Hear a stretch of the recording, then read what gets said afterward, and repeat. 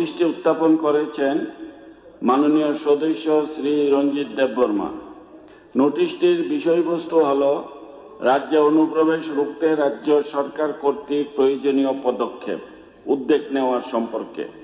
এখন আমি উক্ত দৃষ্টি আকর্ষণীয় নোটিশটির উপর বিবৃতি প্রদানের জন্য স্বরাষ্ট্র দপ্তরের দায়িত্বপ্রাপ্ত মাননীয় মন্ত্রীকে অনুরোধ করছি। মাননীয় এখানে মাননীয় বিধায়ক শ্রী রঞ্জিত দেববর্মা মহোদয় কলিং অ্যাটেনশন বলছেন যে রাজ্যে অনুপ্রবেশ রুখতে রাজ্য সরকার কর্তৃক প্রয়োজনীয় পদক্ষেপ বা উদ্যোগ নেওয়া সম্পর্কে। 5ই আগস্ট 2024 আমরা সবাই জানি আমাদের পার্শ্ববর্তী বাংলাদেশে ওখানকার যে প্রধানমন্ত্রী উনি দেশ ত্যাগের পর ওখানকার যে উদ্ভূত যে পরিস্থিতি সম্পর্কে আমরা সবাই অবগত আছি। 71-এও আমরা যখন যুদ্ধ লাগে তখন আমরা জানতাম যখন এরকম একটা অবস্থা হচ্ছিল আমি কেন্দ্রের দৃষ্টি আকর্ষণ করি টেলিফোনিকে, কারণ এটা খুব আর্জেন্সি ছিল। কেন্দ্রের থেকে ডিরেক্ট আমাকে নির্দেশ দেওয়া হয়েছে কাউকে ভিতরে না আসতে দেওয়া, একদম ক্লিয়ার কাট ইনস্ট্রাকশন, কাউকে ভিতর যেই হোক কাউকে ভিতরে না আসতে দেওয়া, পরিষ্কার, এর মধ্যে কোনো কিছু নেই। সেই অনুযায়ী আমি ওই 5ই August same day in the evening আমি একটা উচ্চ পর্যায়ের প্রশাসনিক বৈঠকের আয়োজন করি। সেখানে আমাদের রাজ্যের মুখ্য সচিব ছিলেন, আমাদের ডিরেক্টর জেনারেল অফ পুলিশ ছিলেন এবং অন্যান্য কেন্দ্রের এবং আমাদের অন্যান্য যে এজেন্সি তাদেরকে কিন্তু আমি ডেকেছিলাম এবং ডাকার পরে আমি ওনাদের সাথে বর্তমান কি পরিস্থিতি সেই বিষয়ে ওনাদেরকে অবগত করলাম এবং আমি কেন্দ্রের যে নির্দেশ সেটা ওনাদেরকে জানালাম এবং একটা কৌশল যে কোনো অবস্থায় যেহেতু বাংলাদেশ থেকে, কারণ আপনারা সবাই জানেন যে বাংলাদেশের আমরা মোরাললেস 4 ভাগের 3 ভাগই বাংলাদেশ দ্বারা আমরা মানে পরিবেষ্টিত। তো সেই জায়গায় আমাদের মেইন যে ডিরেকশন ছিল সেখানে এই যে ইট ওয়াজ এ চ্যালেঞ্জ ওই সময় যে অবস্থা ছিল এবং কোনো অবস্থায় যাতে বাইরের থেকে অনুপ্রবেশ না করতে পারে তার জন্য সেখানে আলোচনা হয়েছে, বিস্তারিত আলোচনা, বিস্তরভাবে আলোচনা হয়েছে। যার যার যে ওনাদের যেসব ইনফরমেশন আছে সেখানে আমাদের মাঝে রেখেছেন, আমাদের যেসব ইনফরমেশন আছে সেগুলো আমরা রেখেছি। তো আমি ওনাদেরকে একটা কথাই বললাম যে সবার সাথে সবার জন্য একটা কোঅপারেশন থাকে যৌথভাবে, এমন যেন না হয় এটা তো আমি জানি না, আমার পুলিশ বললো যে আমি এটা জানি না, বিএসএফ বললো আমি জানি না, একটা কোঅর্ডিনেশন ভিত্তিক যেন এই উদ্ভূত যে পরিবেশ হয়েছে ওইখানকার যে মানে অবস্থান হয়েছে তাকে মোকাবেলা করতে কোঅর্ডিনেশনের মাধ্যমে যেন করা হয়। আমরা জানি 856 কিলোমিটার আমাদের বাংলাদেশের সীমান্ত এবং আমরা এটাও জানি যে আমাদের এই যে 856 কিলোমিটারে সেখানে ভৌগোলিক কারণেই হোক এবং বিভিন্ন কারণে সেখানে কিন্তু আমরা কাঁটাতারের যে ফেন্সিং দেওয়ার ব্যবস্থা অনেক জায়গায় হয়েছে, অনেক জায়গায় এখন জরাজীর্ণ আছে, আমি নিজেও বহু জায়গায় গেছি এবং কিছু কিছু জায়গা আছে কালভার্ট আছে, টেরেন উঁচু, তো সেই সব জায়গার মধ্যে কিন্তু কাঁটাতারা দেওয়া সম্ভব হচ্ছে না এবং এই প্রতিটা বিষয়ে 22nd প্ল্যানারি সেশনে আমি এই কথাটা বলেছি, দিল্লিতে গিয়েও আমি আমার এই বিষয়ে আমি অবগত করেছি যে এই অবস্থা এখানে।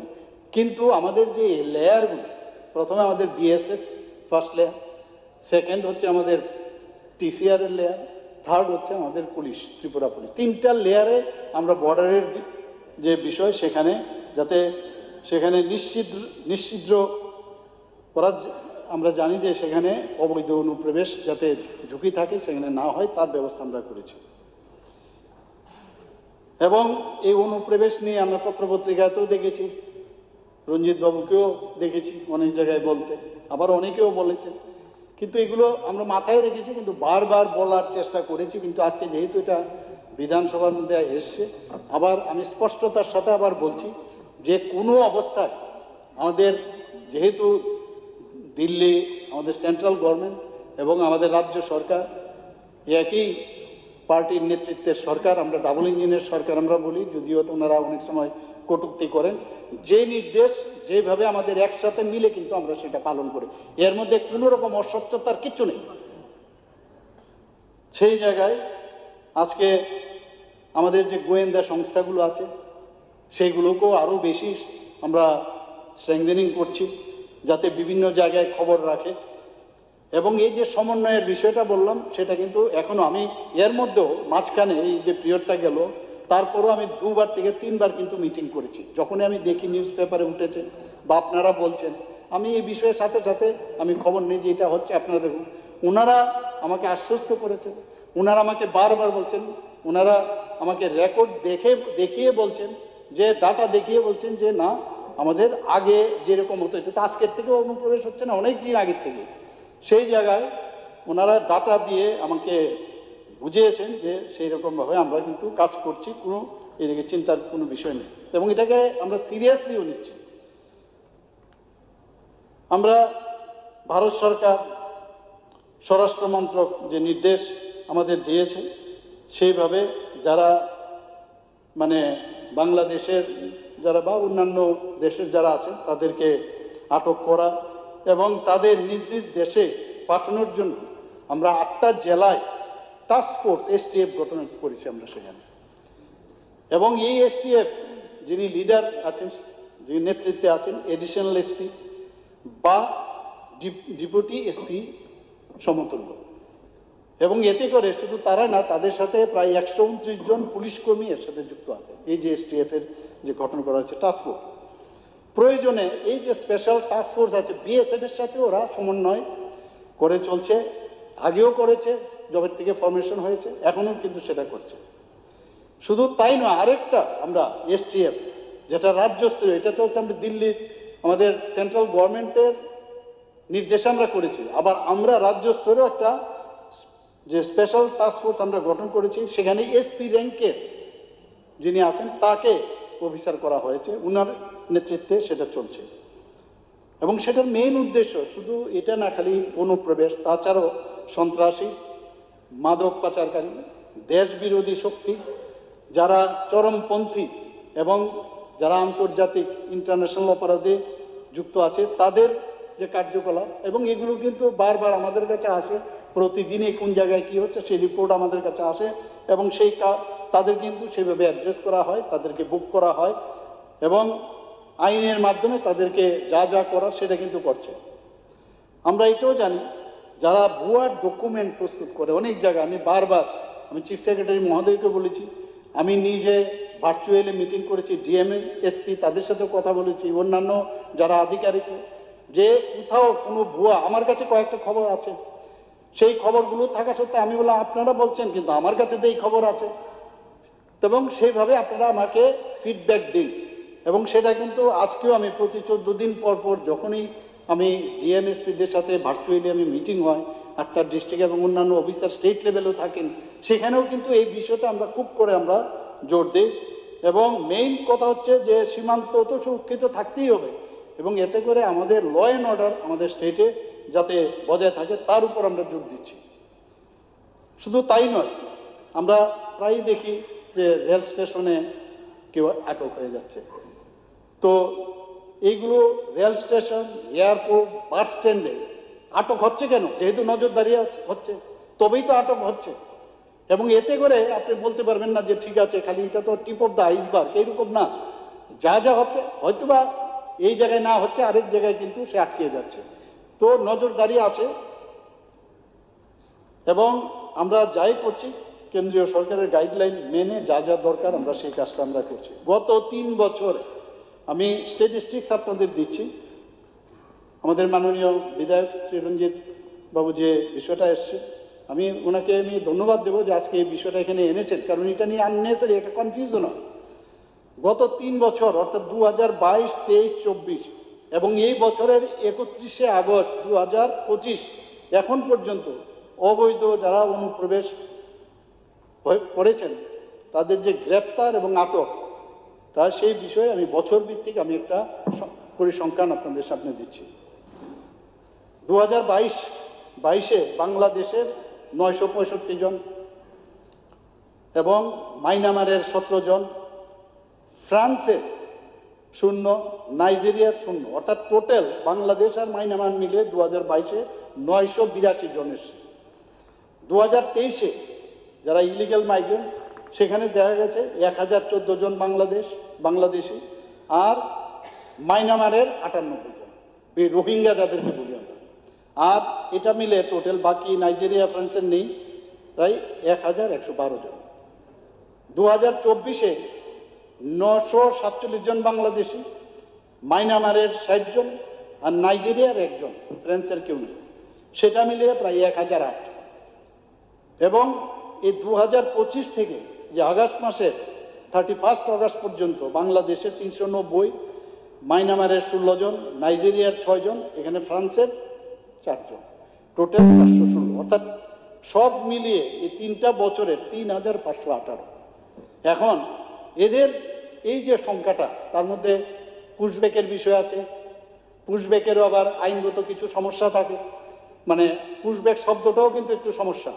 কাজে এই জায়গার মধ্যে সব কিছু মাথায় রেখে যেভাবে অনুপ্রবেশ ঠেকানো, সেই কাজটা কিন্তু আমাদের এই যে 3 স্তরীয় এবং আমাদের অন্যান্য যে আমাদের এজেন্সিগুলো আছে সেইভাবে কিন্তু আমরা কাজটা করছি। এখন বাংলাদেশের থেকে বেশি লোক আসে, ইভেন মায়ানমার থেকে কিছুদিন আগে এমন পরিমাণে আমরা যখন ভিতরে ওনাদের মানে ঢোকানো হয়েছে, এখন যে মেসেজটা ওখানে আছে যে Tripura is not a safe state, এখানে গেলে কিন্তু উপায় নেই, আমাদেরকে মানে ঢুকতে দেবে না, নানা রকম আইনের, সেটা আগে কিন্তু সেটা ছিল না।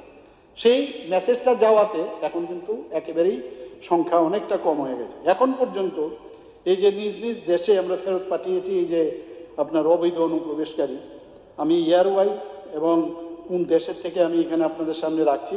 2022-এ বাংলাদেশে 894, মায়ানমারে 17 জন, অর্থাৎ 911, এবং যাদেরকে পাঠানো হয়েছে।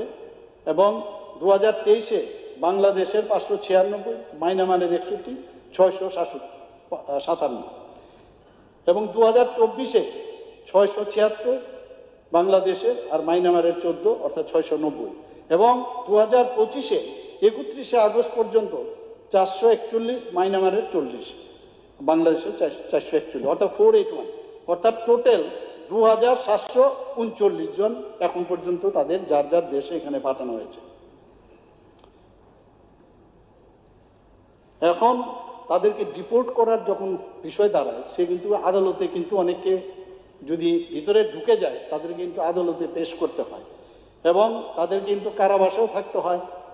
এবং সেখানে কারাবাসের পর বিদেশি নাগরিকদের আমাদের সমাজ কল্যাণ ও সমাজ শিক্ষা দপ্তরের অধীনে যে প্রত্যাবর্তনের যে বিষয়, সেটা কিন্তু যাওয়ার আগে, প্রত্যাবর্তন করার আগে সেখানে কিন্তু তাদের ডিটেনশন ক্যাম্পে রাখতে হয়। আমাদের এখানে ডিটেনশন ক্যাম্প যেটা আছে, সেখানে মানে ডিটেনশন ক্যাম্পে রাখার পর তারপরে কিন্তু পাঠানো একটা দীর্ঘ সময়, এই যে এতগুলো লোক আমরা পাঠালাম আর বাকি লোক, এই যে অফিসিয়াল প্রসিডিউরের কারণে সমস্যা হয়ে যায়। এর জন্য পুরো 100% কিন্তু হচ্ছে না, কারণ এটা ওই দেশে পাঠাতে হবে, তাদের পোর্টালে আবার দিতে হবে। তো তাতে করে আমাদের যে সাধারণ প্রশাসন আছে রাজ্য সরকারের পলিটিক্যাল, সেখানে ফরেনার রেজিস্ট্রেশন অফিসারের কাছে এই প্রত্যাবর্তনের অর্ডার পাঠানোর জন্য আমরা পাঠাতে হয় এবং আমরা কিন্তু চিঠিও দিয়েছি। বাংলাদেশের 2023-এর 1 জন, 2024-এ 38, 2024-এ 38 এবং 2025-এ 27, এবং উগান্ডার 1 জন, অর্থাৎ টোটাল 28 জন। আমরা 2025-এ 28 জন, 2024-এ 39 জন এবং 2023-এ 1 জন। এখন এই যে 2রা মে 2025 তারিখে আমাদের স্বরাষ্ট্র মন্ত্রকের যে নির্দেশ, সেখানে বাংলাদেশি নাগরিক রোহিঙ্গাদের ক্ষেত্রে একটা বিদেশি পরিচয় পোর্টাল একটা হয়েছে এবং সেখানে সেই পোর্টালে বায়োমেট্রিক্সের মাধ্যমে তাদেরকে সেখানে মানে রেজিস্ট্রেশন করতে হয় এবং তাতে করে পরিচয় সংক্রান্ত বিভিন্ন যে রেকর্ড সেটা বিএসএফের কাছে আমরা দিই এবং সেইভাবে বিএসএফ সেই কাজটা করেন পাঠানোর বিষয়টা, বিশেষ করে বাংলাদেশিদের জন্য। 14 জুন 2025 থেকে 2043 জন যে foreigners identification portal, that is short ফর্মে এফআইপি, তো সেখানে 2025 থেকে 14 জুন 243 জনের সেই পোর্টালে কিন্তু লিপিবদ্ধ হয়েছে এবং 4 জন বিদেশি, তারা কিন্তু নাবালক, এবং নাবালক হওয়ার কারণে বায়োমেট্রিক্স তাদের ধরা পড়ে না, মিলছে না আমাদেরকে। তো এবং 243 জনের মধ্যে 6 জন মায়ানমারের, 1 জন ক্যামেরুন এবং 1 জন গিনি এবং বাকিরা বাংলাদেশের নাগরিক রয়েছে এবং সেইভাবে এফআইপির মধ্যে রেজিস্ট্রেশন করা হয়েছে। 4 জন যারা নাবালক তাদের এখন সেটা সম্ভব হয়নি। এখানে আমরা জানি যখন লুক আউট সার্কুলার একটা হয়, আমরা প্রায়ই জানি এই বিষয়টা, আমরা জানি সেখানে যে ইমিগ্রেশন চেক পয়েন্টগুলোতে আছে সেখানেও কিন্তু এই ব্যবস্থাপনা রয়েছে, যাতে করে সেখানে যে আমার পাসপোর্টটা দিলাম আর সাথে সাথে হ্যাঁ আপনার ভারতবর্ষে চলে আসুন, সেই ব্যবস্থা নেই। তার জন্য কতগুলো ব্যবস্থা আছে যে cognizable offence under penal laws, সেটা দিলেই কিন্তু সেখানে চলে আসে, তাহলে ওকে ঢুকতেই দেবে না।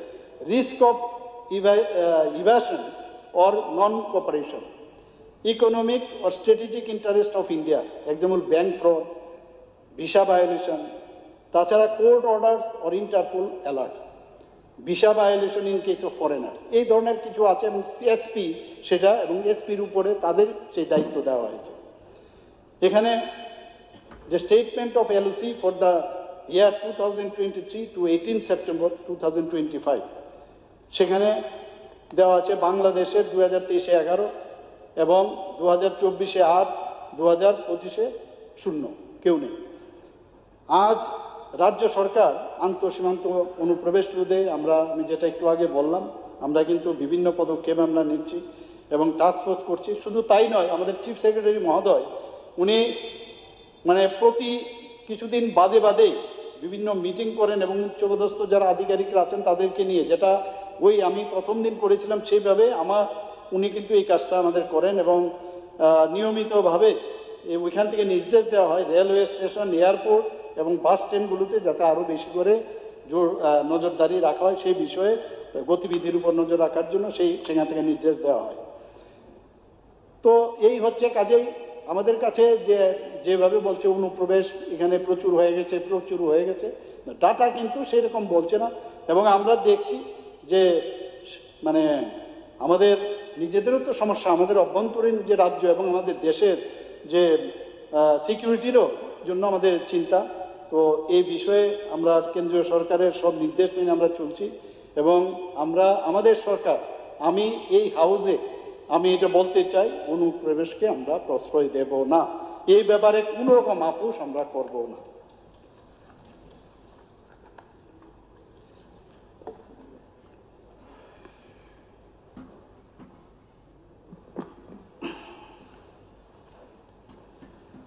মাননীয় চেয়ারম্যান স্যার, আপনাকে অনেক ধন্যবাদ আমাকে এই কলিং অ্যাটেনশনে বলার জন্য, সুযোগ দেওয়ার জন্য, এবং আপনার মাধ্যমে মাননীয় মুখ্যমন্ত্রী মহোদয়কেও আমি ধন্যবাদ জানাচ্ছি।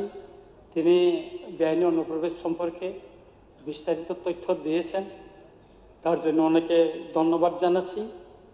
তবে তারপরেও ত্রিপুরায় বেআইনি অনুপ্রবেশ এক ভয়ঙ্কর সমস্যা, কারণ এর সঙ্গে দেশের নিরাপত্তা এবং সার্বভৌমত্ব জড়িত। পেহালগামের আক্রমণের পর এটা আরও দেশের নিরাপত্তার জন্য হুমকি হয়ে দাঁড়িয়েছে। আমাদের দেশের অনেক আইন আছে, নোটিফিকেশন হয়েছে, কিন্তু সেটা কতটুকু কার্যকরী হয় সেটা যদি আমরা দেখি, তাহলে আমি আপনাকে সামনে একটু তথ্যটা তুলে ধরছি, আপনি জানবেন যে কখন কি হচ্ছে।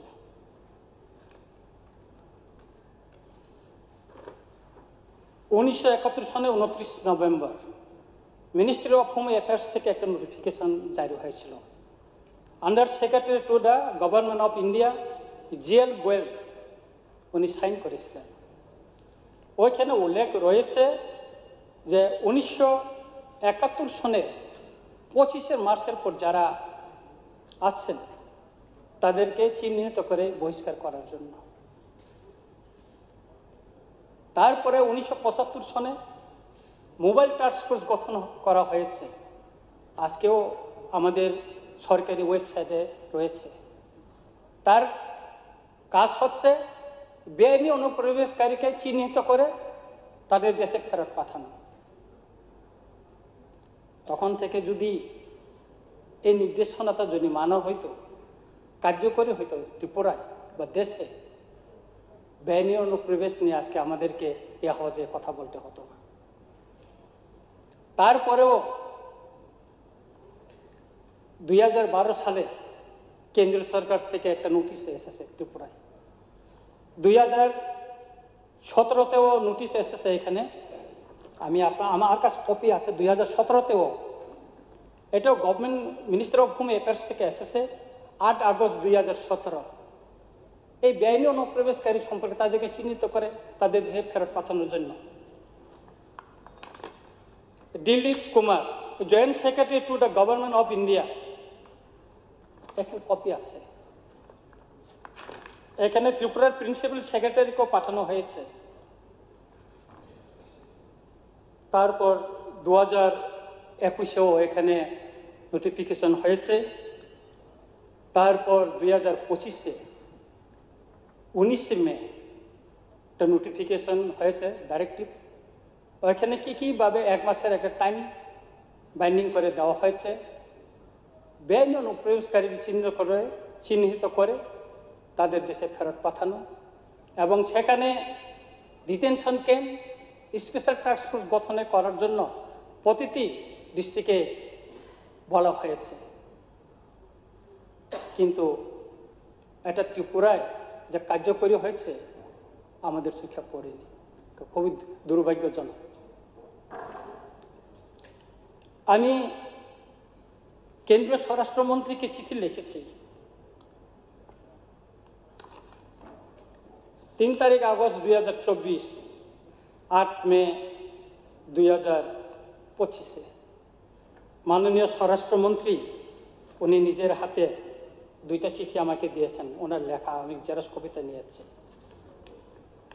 একটা 17 মে 2025-এ দিয়েছেন, এটা আছে ওনার। I have received your letter dated 8 May 2025 regarding India-Bangladesh border in Tripura. আর একটা আছে 5 June 2025, I have received your letter date 22 May 2020 regarding illegal migrant of Bangladesh and Myanmar. মাননীয় মুখ্যমন্ত্রী মহোদয় ত্রিপুরার 3টি লেয়ারের সিকিউরিটির কথা বলেছেন। আজকে যখন আমি সকালে পত্রিকা দেখি, আমাদের ত্রিপুরার দৈনন্দিন যে পত্রিকায়, এখানে একটা নিউজ আছে রাষ্ট্রীয় কণ্ঠে, হেডলাইন, চাম্পা হাওড়ের সীমান্তে 7 বাংলাদেশি আটক। আমাদের দেশের প্রধানমন্ত্রী আসার 2 দিন আগে উদয়পুরে 5 জন বাংলাদেশি ধরা পড়েছে। তারপর আরও 2 জন ধরা পড়েছে আগরতলার ওয়েস্ট ডিস্ট্রিক্টের আন্ডারে, পত্রিকায় খবর বেরিয়েছে, আমি নিয়ে আসি। এভাবে বিভিন্ন তথ্য আমাদের দৈনন্দিন আমরা দেখতে পাই। আমাদের যদি বেআইনি অনুপ্রবেশের সঙ্গে যদি কম্প্রোমাইজ না করি, তাহলে এত আমাদের তার কাটা বিএসএফ থাকার পরেও কিভাবে আমাদের দেশে এই বেআইনি অনুপ্রবেশ হচ্ছে? শুধু বাংলাদেশি না, নাইজেরিয়ান বিলুনিয়াতে ধরা পড়ছে, আমবাসাতে মায়ানমারের কুকিরা ধরা পড়ছে। আমি আপনাকে সত্য একটা আমি হাউসে তুলে ধরব। আমি 9 তারিখ সেপ্টেম্বর আমবাসা ডিএম অফিসে ডিএম মহোদয়ের সঙ্গে এবং এসপির সঙ্গে দেখা করতে যাই, একটা চিঠি নিয়ে যায়। সামনু থেকে আমাকে চিঠি কপিগুলি পাঠিয়েছিল, এবং এই চিঠিটা ওনারা আমাদের ইউনিয়ন হোম মিনিস্টার এবং মাননীয় মুখ্যমন্ত্রী মহোদয়কে ওনারা দিয়েছিল। এটা ব্যাপারে আমাদের আমবাসার সাব ডিভিশন থেকে এটা সামনের দিকে এটা একটা তহসিলে এটা ইনকোয়ারি হয়েছিল। টোটাল 11 জন সরকারি চাকরি করে, তার ভিতরে একজন টিসিএস অফিসার। তহসিলের মাধ্যমে ইনকোয়ারি হয়েছে, তাদের এটা প্রুফ হয়েছে তারা বাংলাদেশ থেকে অনুপ্রবেশ করেছে। কোন অ্যাকশন নেই, ওরা এখনো চাকরি করছে। আমি দিয়ে আছি, ডিএম সাহেব বললেন আমি তো নতুন আছি, আমি একটু দেখতে হবে। এভাবে সারা ত্রিপুরায় বিভিন্ন জায়গায় আমি চিঠি লিখেছি। আমি সিপাহী জেলায় মাননীয় ডিস্ট্রিক্ট ম্যাজিস্ট্রেটের সঙ্গে দেখা করি, উনি বলেছেন যে ওইখানে উনি আমাকে তথ্য দেবেন। সেন্দন পত্রিকা 8 মে 2012, 1,48,000 ভুয়া ভোটারের তালিকা খোঁজা শুরু নির্বাচন দপ্তরে। কোথায় আছে ওনারা কেউ জানে না।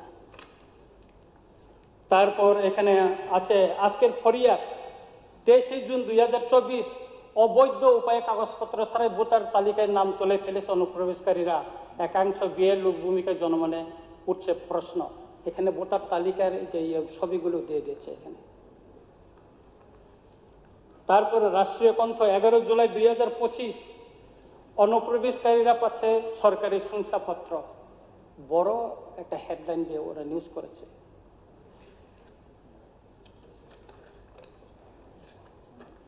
তারপরে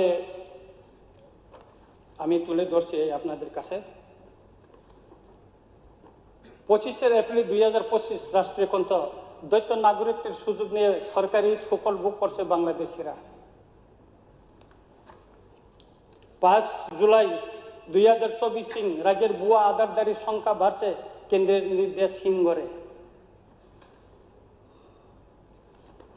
খোয়াইয়ের গেস্ট হাউস অনুপ্রবেশকারীদের আড্ডা উৎসব। 29 জুন 2025, সেন্দন পত্রিকা।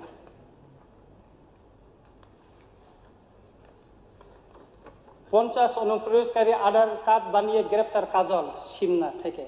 এই ব্যাপারে আমি চিঠিও লিখেছি। জামিন পেয়ে নিখোঁজ বাংলাদেশি, এই ব্যাপারে আমি মাননীয় আমাদের হাইকোর্টে আমি চিঠি লিখেছি। কীভাবে এটা ওরা জামিন পেয়েছে এবং কোথায়, তাদের জামিনদার কারা, এই ব্যাপারে আমি চিঠিও লিখেছি। রাজ্যে সিএ কার্যকরের উদ্যোগ করা হলো এম্পাওয়ার কমিটি। আজ পর্যন্ত আমাদের এখানে মাননীয় মুখ্যমন্ত্রী মহোদয় এর আগে যখন এই ব্যাপারে উনি উত্তর দিয়েছিলেন, আমাদের ত্রিপুরায় এখন পর্যন্ত অনলাইনে একজনও সিএর যেটা আইন লাগু হওয়ার পর একজন অ্যাপ্লিকেশন করেনি। আরও ভয়াবহ, বাংলাদেশিদের হাত ধরে রাজ্যে ঢুকছে অস্ত্র। রেল স্টেশন ও বিমানবন্দরে থেকে আটক 29 জন বাংলাদেশি। সেন্দন পত্রিকা 29 জুলাই 2024। 6 এপ্রিল 2025, সেন্দন পত্রিকা, অনুপ্রবেশকারীদের জাল নথি বাড়ছে সমস্যা। বাংলাদেশি অনুপ্রবেশ প্রশ্নে মুখে বিএসএফ। এইরকম বহুত পেপার কাটিং, বহুত তথ্য দৈনন্দিন পত্রিকায় বাইর হয়। যদি আমাদের দেশের নিরাপত্তা, সীমান্তের নিরাপত্তা যদি এত কঠোর হয়, এগুলি কিভাবে অনুপ্রবেশ করতে পারছে? আমাদের এখানে বিভিন্ন পত্রিকায় আজকে যদি এখানে নিয়ে আসতাম, আমাকে একটা বস্তা নিয়ে আসতে হতো। 400 টাকায় আমাদের এখানে আধার কার্ড পাওয়া যায়, 1500 টাকায় আধার কার্ড পাওয়া যায় দালালদের মাধ্যমে। যারা অনুপ্রবেশ করছে পুলিশের চোখে যারা ধরা পড়ছে, গতকাল যে চাম্পা হাওড়ে ধরা পড়েছে, এটা পুলিশ ধরেনি, পাবলিক পুলিশকে খবর দিয়ে ধরিয়ে দিয়েছে। পাবলিক, এটা টিপ্রাসা না, বাঙালি অংশের মানুষে তাদেরকে অনুপ্রবেশ দেখে তারা ধরিয়ে দিয়েছে। আমি খবর নিয়েছি, যখন এটা ইউটিউবে নিউজ আসলো আমি ফোন করলাম সেখানে সাংবাদিকদেরকে। আমাদের এত তার কাতা BSF, police, special task force থাকার পরেও কিভাবে আমাদের এখানে অনুপ্রবেশ হচ্ছে, সেটাই আসল প্রশ্ন। যারা ধরা পড়ছে তারা তো ধরা পড়ছে পুলিশের সামনে, কিন্তু যারা ধরা পড়ছে না তা তো ত্রিপুরাকে করিডোর করে দেশের বিভিন্ন প্রান্তে চলে যাচ্ছে। হুমকি হয়ে দাঁড়াচ্ছে আমাদের দেশের নিরাপত্তা। 19শে মে 2025 মিনিস্ট্রি অফ হোম অ্যাফেয়ার্স থেকে যে নোটিফিকেশন বাইর হওয়ার পর আমরা দেখেছি আমাদের উত্তর পূর্বাঞ্চলের রাজ্য আসামে বেআইনি অনুপ্রবেশকারীদের বিরুদ্ধে সেখানকার মুখ্যমন্ত্রী ডাঙ্গরিয়া হিমন্ত বিশ্বজি কি স্টেপ নিয়েছেন,